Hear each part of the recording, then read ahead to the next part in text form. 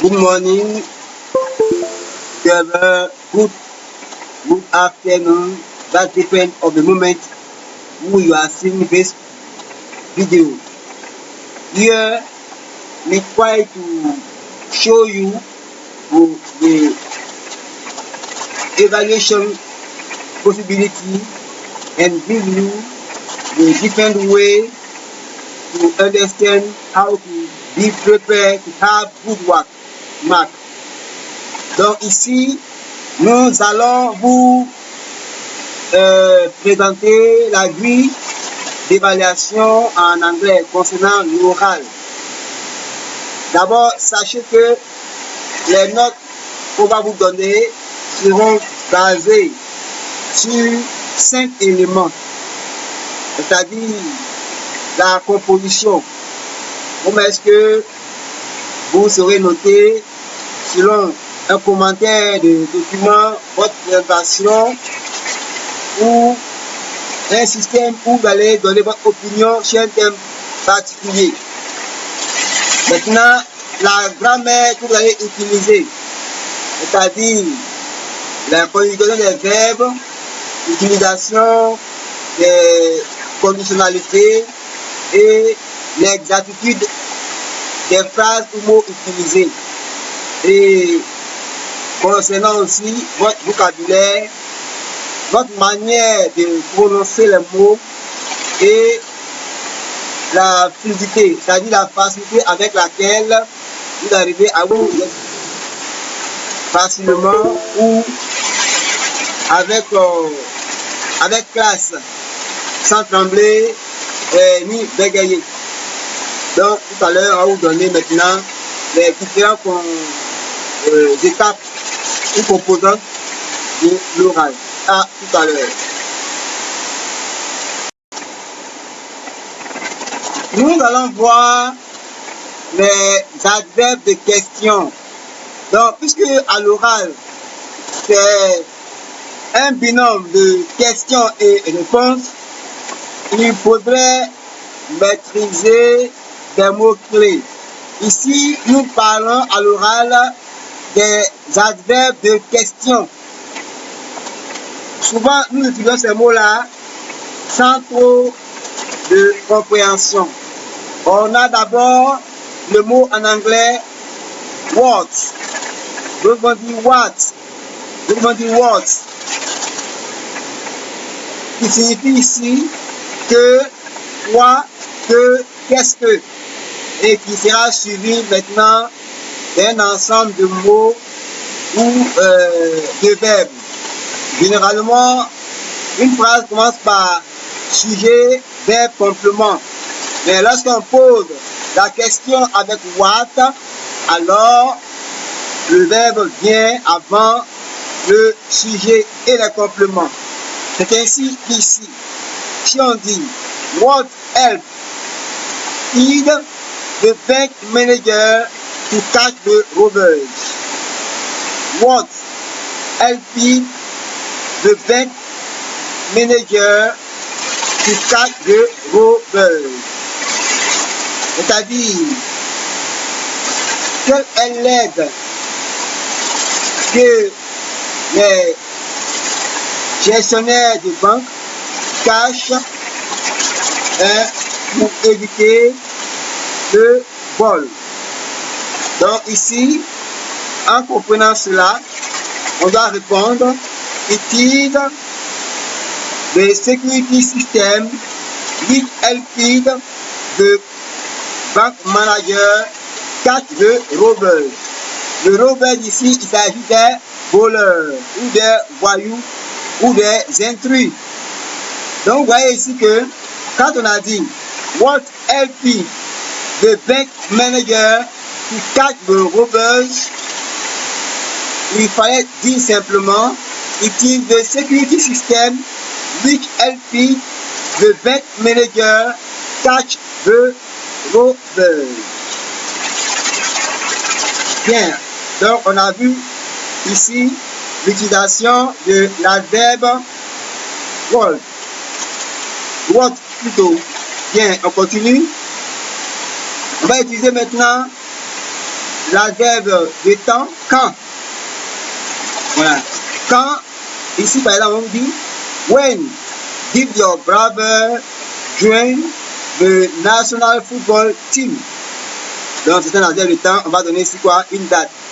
My brother joined the national football team in 1998. On continue avec le troisième adverbe de question, where, qui signifie où. Exemple, where have you put my English book? En ce moment, on répond ici quoi?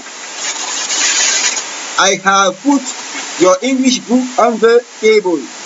Donc, tenir compte des pronoms qui sont utilisés et puis tenir compte aussi de l'adverbe de question. Donc, where c'est un lieu. Who, qui signifie qui? Who asked Samuel to leave the army? Là, on répond seulement, it is mother.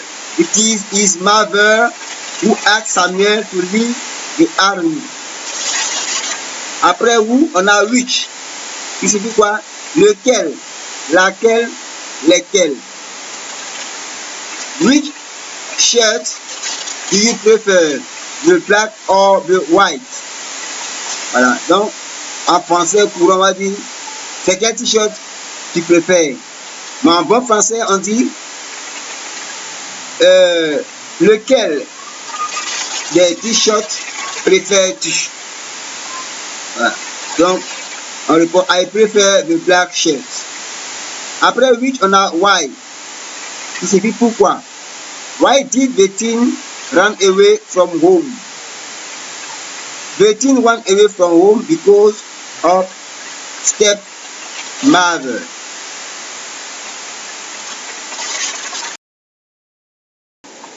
Bien, on continue avec l'adverbe de question suivant. How? Il signifie comment. How are you? La réponse est I am fine. How often? C'est-à-dire combien de fois? C'est-à-dire quelle est la fréquence?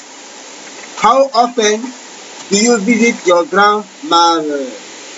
I visit my grandmother once a week. Donc, how often pour la fréquence. How old? Qui signifie quel âge? How old are you? I am 20 years old. How many? Veut dire combien en quantité. How many boxes did our champion beat during his career? Combien de boxeurs notre champion a battu durant sa carrière? Our champion beat 15 boxes during his career.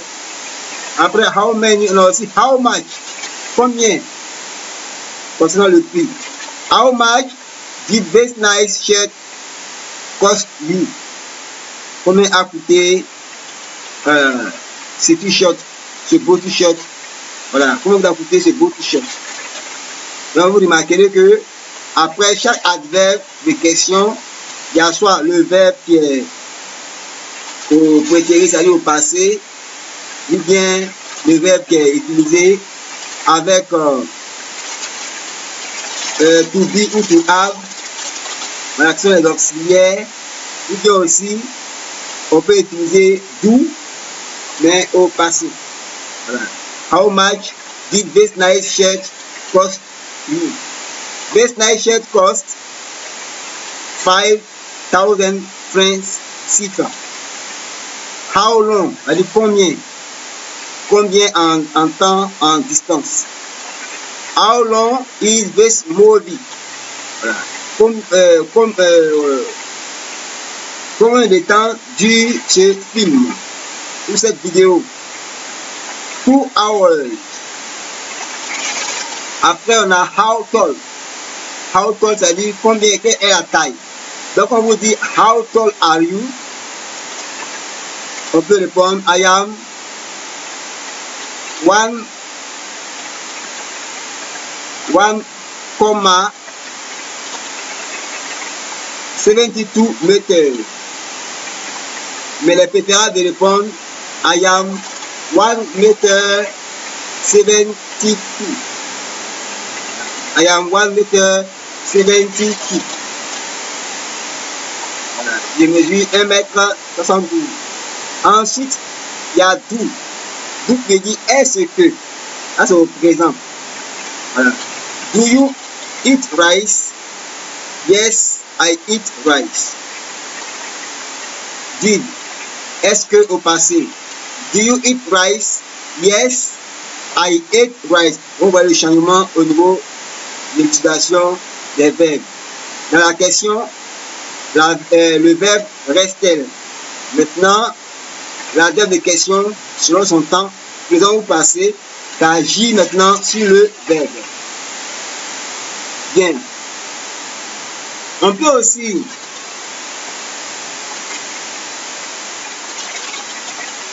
je disais qu'on peut aussi poser une question en inversant l'ordre de la phrase.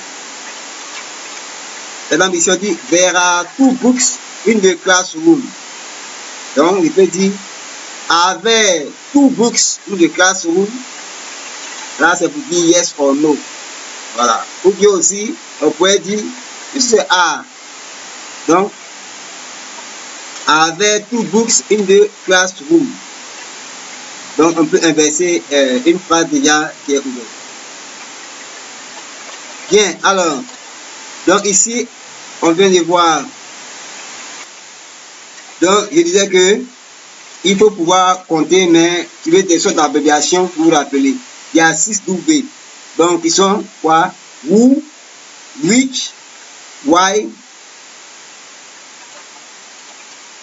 Voilà. Donc, ici, on a who, which, why. Et en haut, on aura quoi? On aura. Bien, donc concernant les. On a dit de retenir qu'il y a 6 W. Et puis leur interprétation ou signification. Donc, what, qu'est-ce que, when, quand, where, où. Et les 3 autres maintenant, c'est who, qui, which, lequel ou laquelle. Et maintenant, le dernier W, c'est why. Voilà. Le W, c'est why. Donc, il faut vous rappeler des 6 W de la tête de question. Et maintenant, après, passer maintenant au H. Donc, 6 W plus, on va voir le nombre de H. Voilà, pour ne pas que vous oubliez. 1, 2, 3, 4, 5, 6, 7. Bien, donc, nombre de H. On a 7 H. Voilà. Là, ça va partir votre population. Voilà, c'est toute la famille de How. 7 H plus quoi? Plus 2 D. 2 c'est quoi? Do et did. Réduit au présent ou au passé. Voilà. Donc 7 W plus 7 H plus 2 D. Voilà. Je pense que ça va. Et le dernier maintenant, c'est plus I. Voilà. I c'est quoi? C'est inversion de la phrase. Voilà. Donc, c'est une formule simple. Vous pouvez juste retenir pour faciliter votre révision des adverbes de questions en anglais. Voilà. Donc, c'était cette première partie-là qu'il fallait faire un effort. Voilà. Pour retenir. Donc, c'était les adverbes de questions en anglais. Voilà. Avec la formule 6W plus 7H plus 2D plus I. À tout à l'heure pour la suite. Maintenant, nous allons voir comment se présenter en anglais. Cela va dépendre. Soit on peut vous poser des questions ou vous donner des réponses, ou bien aussi vous pouvez attaquer directement. Donc, ce qui est basique, quand on vous dit On dit pas what's your name, on dit what's your name. My name is Peter. C'est-à-dire quel est ton nom? Mon nom est Peter. Ensuite, what is your school's name? Vous voyez bien que il y a la forme contractée ici à chaque fois. Voilà, la forme contractée. Voilà. Donc, my school's name is groupe académique succès ou Balébo ou ainsi de suite. Maintenant, après avoir fini avec what's your name, what's your school, nous on connaît déjà cet adverbe de question. Voilà, il y a 6 W, on connaît ça déjà. Donc ici on vient sur when et puis where. Voilà. When are you born? Quand es-tu né? Ou bien where are you born? I was born in Ivory Coast, donc c'est where are you born? Voilà. Maintenant, when, là, c'est donne ta date en February 19, ainsi de suite. How old are you? Là, maintenant, on est tombé sur les H. H, on avait dit 7. Donc, ici, on sort un autre H qui nous dit how old are you? On a déjà vu quel âge as-tu? Et comment on répond? I am 17 years old. Where do you live? Voilà, I live in Abidjan. Où tu habites, ça, c'est pas nouveau. What is your ambition? Vous avez vu? Ces mots-là reviennent toujours, les adverbes de question. My ambition is to become an English teacher. Quelle est ton ambition? Mon ambition est de devenir professeur d'anglais. Very clear. What is your favorite hobby? My favorite hobby is to read a book. Voilà. Ton principal loisir, ton passe-temps favori. Voilà. Ensuite, il y a les H maintenant qui viennent. How many brothers and sisters have you? I have 2 brothers and 1 sister. Combien de frères et sœurs as-tu? J'ai 2 frères et une sœur. Vous voyez les réponses. What's your mother job? My father's job is a doctor. My mother's job is a nurse. Infirmière. Do you know an English country? Yes, Ghana, Liberia, USA, and England are English countries. Les pays où on parle l'anglais. Vous voyez que les adverbes de question sortent ici avec facilité. Voilà, et les réponses aussi sont simples. Voilà. Maintenant, on vous pose la question, what is the importance of English language? Là, il faut apprendre, voilà, par cœur cet argument-là. Voilà, English is very important because it's the first language in the world. Il faut l'apprendre par cœur. Voilà, quelle est l'importance de la langue anglaise? L'anglais est très important parce que c'est la première langue au monde. What is your favorite subject? Voilà, quelle est ta matière préférée? My favorite subject is English. Voilà. Ma matière favorite. Donc, ici, on a dit que on est en train de voir comment est-ce qu'on se présente. Nous allons voir maintenant comment commenter un document en anglais, c'est-à-dire trouver le vocabulaire approprié et puis pouvoir avancer dans le commentaire, l'interprétation ou les réponses à un test soumis à notre jugement. Donc, la première des choses que tout le monde doit savoir, le sujet du test, on dit toujours what's the test about? Et on répond the test is about environment. De quoi parle le test? Ou bien it is an environment. The test is about an environment. De quoi parle le test? Le test parle de l'environnement. What's the test about? The test is about environment. Ça, c'est par rapport à un test, quel est le sujet du test. Maintenant, si c'est une image qu'on nous donne, on vous dit what the picture is about. The picture is about environment. Parce qu'un test, une image peut parler de la même idée, de la même chose.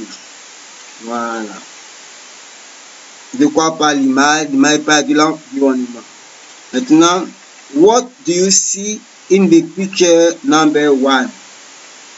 Donc, on répond, In the picture number 1, I can see. Faites précis. Que vois-tu sur l'image numéro 1? Sur l'image numéro 1, on peut voir, voilà, I can see. Who is the author of the text? The author name is Peter. Qui est l'auteur du texte? Ça, c'est concernant les documents. Voilà. Les questions qui viennent à tout moment. Voilà. Qui est l'auteur du texte? Le nom de l'auteur est Peter. Can you sum up the story? Voici là où vous faites un effort. Can you sum up the story? Elle dit, est-ce que tu peux résumer le texte? Donc, on commence par the story take place. C'est-à-dire le lieu où la scène se déroule et tu commences à partir. The story take place in the market. Et tu continues sur le texte à dire ce qu'il y a. Voilà, petit résumé de l'histoire. L'histoire a lieu. Voilà. Il faut toujours chercher des mots justes qui nous permettent de démarrer. Voilà, le reste vient par la suite. Donc, can you sum up the story? The story take place. Petit résumé, l'histoire. L'histoire a lieu. Who is the main character? What does he do? The main character is Peter. Peter is. Voilà. Et le personnage, qui est le personnage principal? Que fait-il? Le personnage principal, Peter. Peter est. Voilà. Donc, des mots à retenir. What would you do if you was Peter? If I was Peter, I would. Qu'aurais-tu fait si tu étais Peter? Si j'étais Peter, ainsi de suite. What do you think of? I agree with, I disagree with. What do you think of? On répond, I agree with, I disagree with. Que penses-tu de? Je suis d'accord avec, je ne suis pas d'accord avec. On voit ici que on n'a pas dit, are you agree with? What do you think of? Voilà, donc on répond, I agree with or I disagree with telle ou telle partie concernant votre opinion. Bien, on continue. Which conclusion, alors, ça c'est la fin. Which conclusion can you propose? In conclusion, I say that. Voilà. In conclusion, I say that. Voilà. Quelle conclusion peux-tu proposer? En conclusion, je peux dire que. Donc ici, vous pouvez poser la vidéo et puis répondre. Voilà, pour que ces phrases-là soient une habitude. Il ne suffit pas d'écouter, répéter une seule fois, puis c'est fini. Voilà, cela doit s'intégrer en nous. Ok? Bien, donc tout à l'heure, c'était comment commenter un document ou présenter un document ou une image avec voilà, les questions usuelles, avec la manière de répondre. Donc, prenez courage, merci bien et à tout à l'heure.